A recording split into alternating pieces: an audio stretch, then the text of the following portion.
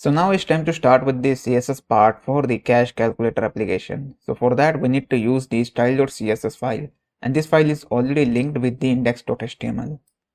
So come back to the style.css. Inside of this particular file, first we need to select the body selector, and inside of the body we need to provide some code.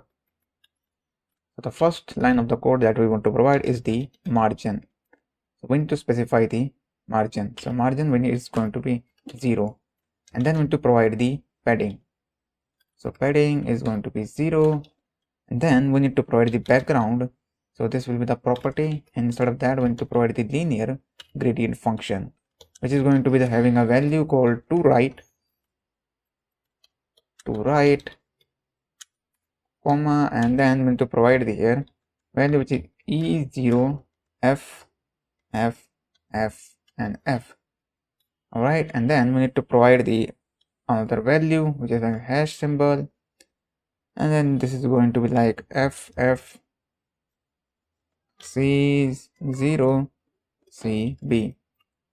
So this will be the secondary color code that will be used. You can see now the gradient color is applied. After that we need to provide the font family. Font family, it is going to like Arial, Helvetica, just removing the Helvetica one, and control save it. You can see the default padding and margin, and also the font is changed for this entire application because we have applied the code inside the body element. Then we need to apply the color. So color is going to be like 3 times 3, which is for the black. Alright, and after that we need to select the container, then we need to start the block of the container. Instead of that, first we need to specify the max width property. So max width, it's going to like 600 pixel, and then we need to provide the margin property. So margin from like top and bottom is going to like 100 pixel, and from left and right it is going to like auto. By control save it, you can see now the margin changed for the container. Okay, and after that we need to provide the padding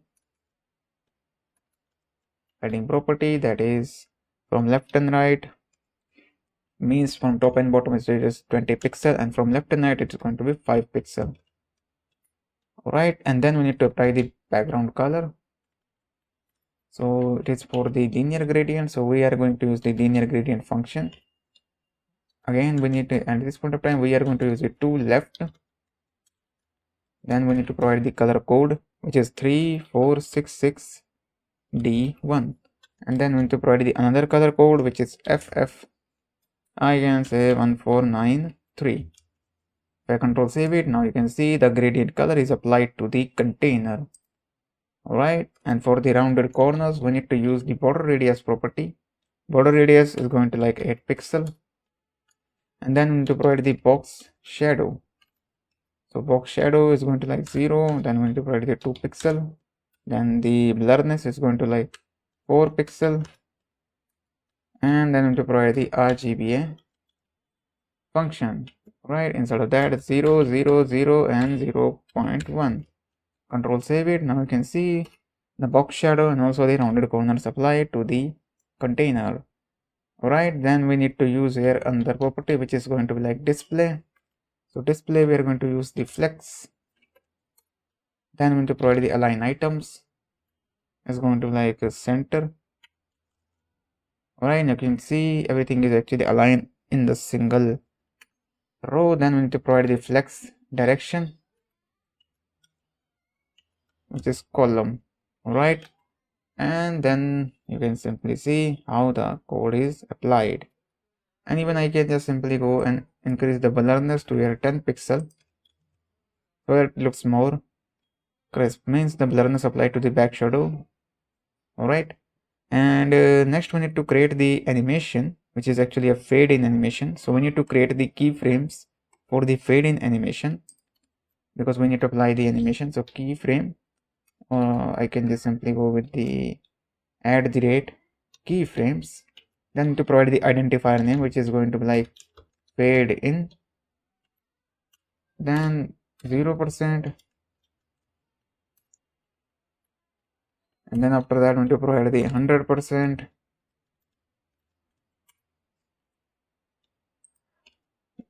Then we to use the opacity, it's going to 0.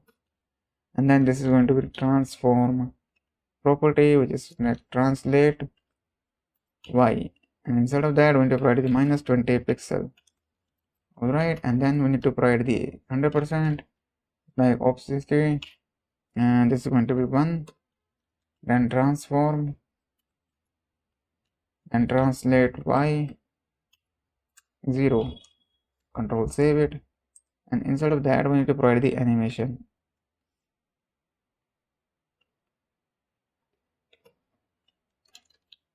Then we need to use the animation fade. It is just fade in, and then the name of the animation we provide the fade in, then 1 second, and this is going to like ease.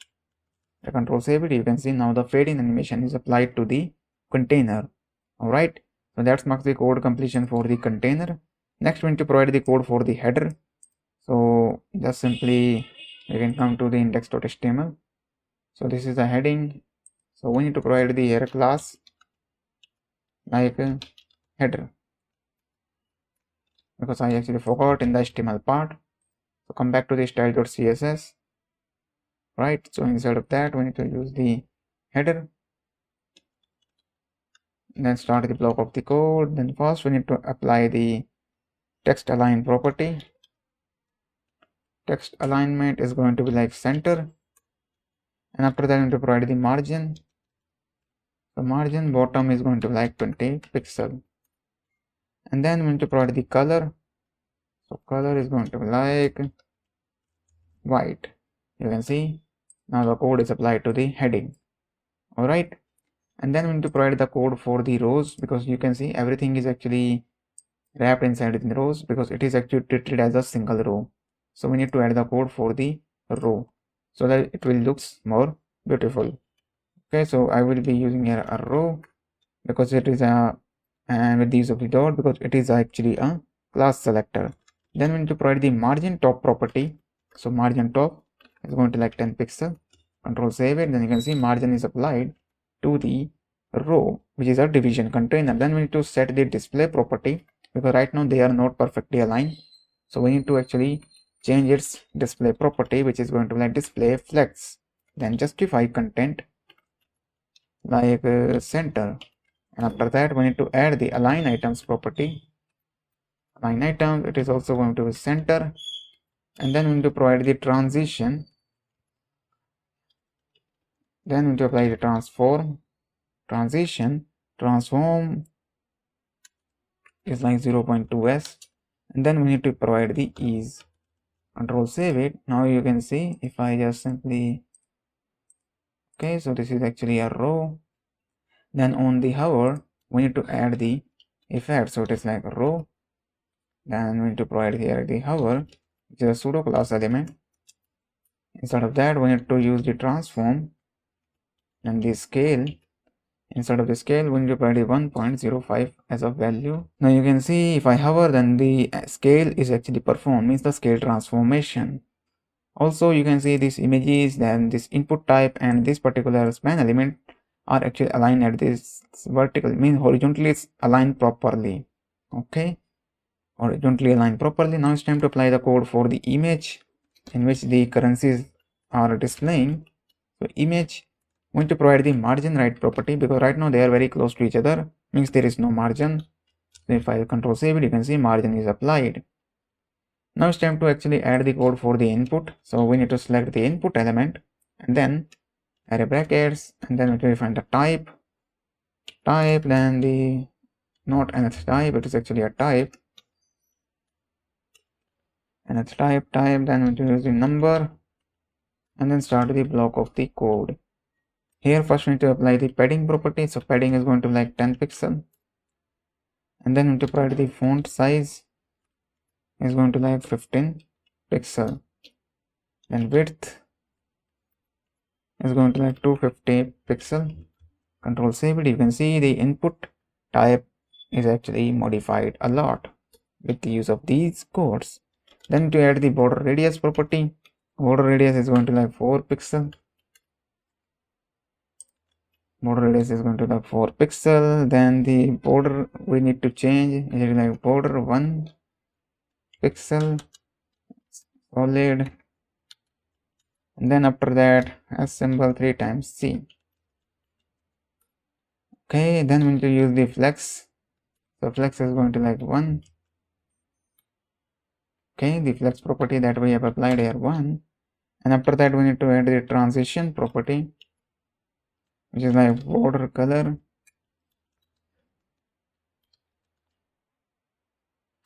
0.3s, and then we need to provide the ease.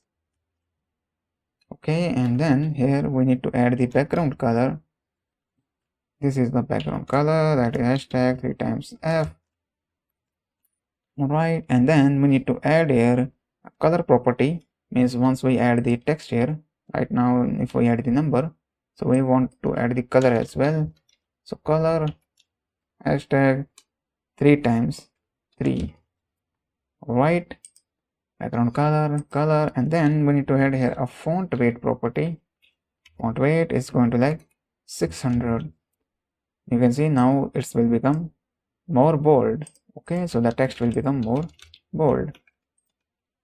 Okay guys, so this is for the input type element. Then we need to change the code for the input type on focus state. So here we need to add the selector, which is like focus state, and then we need to start the block of the code. So why I need to actually, because we want to remove these arrows, that is why I actually added this focus. And then we also need to add some more code. So the first thing is we need to use the border color. So border color, then the color is like FF7 EF5. This will be the border color, and then we need to remove the outline. So outline is going to be none. Okay, and then we need to provide the box shadow property. So box shadow 0 0 0, not 0, it's like 2 pixel. And then we need to provide the color code, which is hash symbol F7E5F. Okay, so you can see now the border color of the input type is changed. If you can see it here, there is a slight border color change because the color code is almost same at the left side, which is pink, but in the right side you can see the color code of the border is changing, means the color of the border is changing. Then we need to remove these two things, which is these arrows. So for that we need to actually provide some code by using these some notations, which is like WebKit. Okay, so this is like WebKit, and here we need to type the entire code, which is inner spin button. Okay, and then we need to provide the comma, and also need to start the block of the code, and then we need to actually use it as a duplicate the code, which is WebKit outer spin. Outer spin, not a single double T, we need a single T. You can see now because we need to add the code here and also remove this comma. To remove it, we need to add here like WebKit. Okay, WebKit, and it is for the appearance, that is this one, and need to set the none. If I do that, you can see now this arrow is actually removed. And then to provide the margin, the margin is going to 0. Alright, you can see now the style of the input type is done. Now the next element that we want to style is actually this particular span elements. Okay, this particular span element that we want to apply. So you can see if I enter the text, it's going to do the thing. So let's add the code for the span element. So for that we need to come back to the index.html. So if I come back, so this is the class that we want to use, which is actually used to style the span element, which is a cache text. So come back to the style.css. Then we need to actually use a dot operator, then the name of the selector, because it is a class selector. Instead of that, first we need to add the font weight property. So I'm going to type the code quickly because the difficult part I have already done here. And now it's time to use the margin left property, because these all the properties are very self-explanatory. Okay, because it is a self, you can easily understand it with their name, which is like with 50 pixel, and the most 40 pixel, not 50 pixel. Then we need to use the display inline, and here we need to add the block. And after that, we need to add the another property, which is text color. So it is like text color, not text color, it is like text align. All right. And then we need to add the color, and this is going to be like white.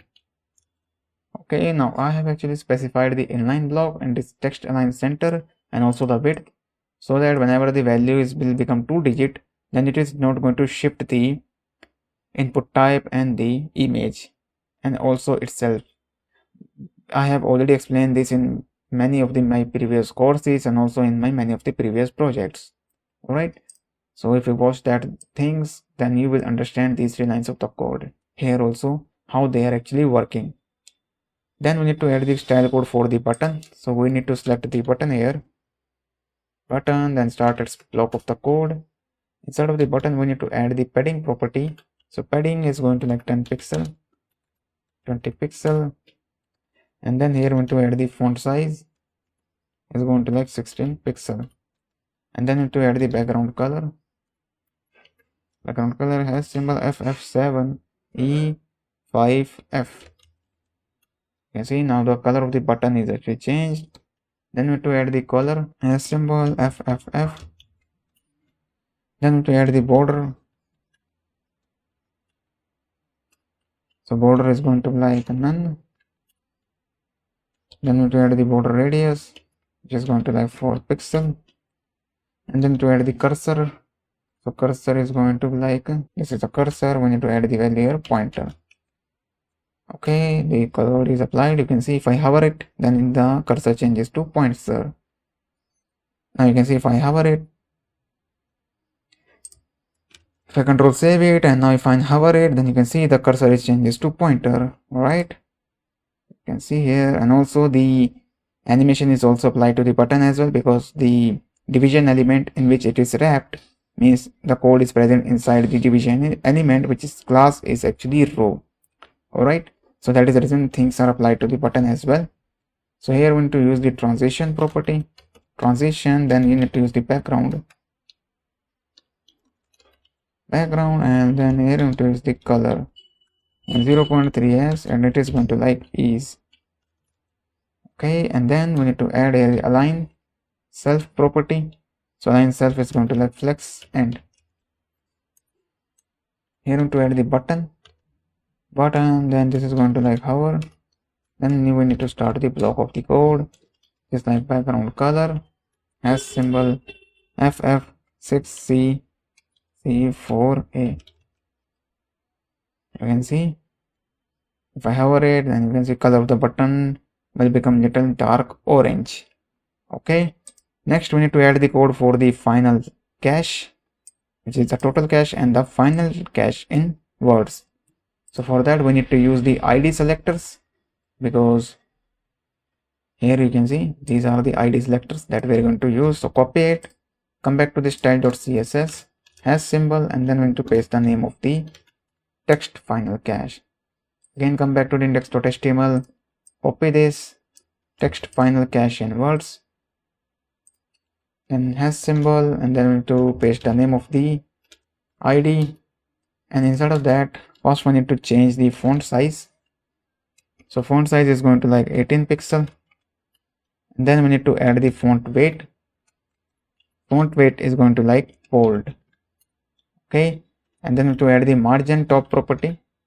So there should be a margin between the button and the text cache, means the final text cache. So margin top is applied 20 pixel, and then we need to change the color. If I save it, you can see the total cache color is changed. Then we need to style this 0. So come back to the txt final cache in words. Then here we need to provide the margin. So margin top is going to like 10 pixel. Then we need to add the font style property. Font style is going to like italic. And then the color. So color is going to like has symbol FF. I control save it. You can see the text for this particular is also changed. And if I come back to the index.html, we need to actually use this result part so that we can apply some style. This row 1 is actually used to get this particular hover animation, means the hover scale effect, that is this one. But this result part will be used to actually separate these two from the single row, means so that the 0 will be displayed after the end of this particular text, which is the total cache. So for that, here we need to use the dot operator, then the name of the selector. Instead of that, then we need to use the display. It's going to be like flex, and then we use the flex direction, which is column. Alright, you can see now the style is applied to the text final cache in words, and also the application looks similar with the final version of the application. You can see there is a slight modifications in between these text that you can do it by yourself. So from the next video onwards, we're going to start with the JavaScript part, which is the most interesting part for this particular application, and also the second version we will be going to do it because the one video will take up to actually provide this particular functionality to calculate the total cache in numeric form. Then for converting the text in words, which is the final cache in words, this will take a second video because it's involved a lot of things that I need to explain.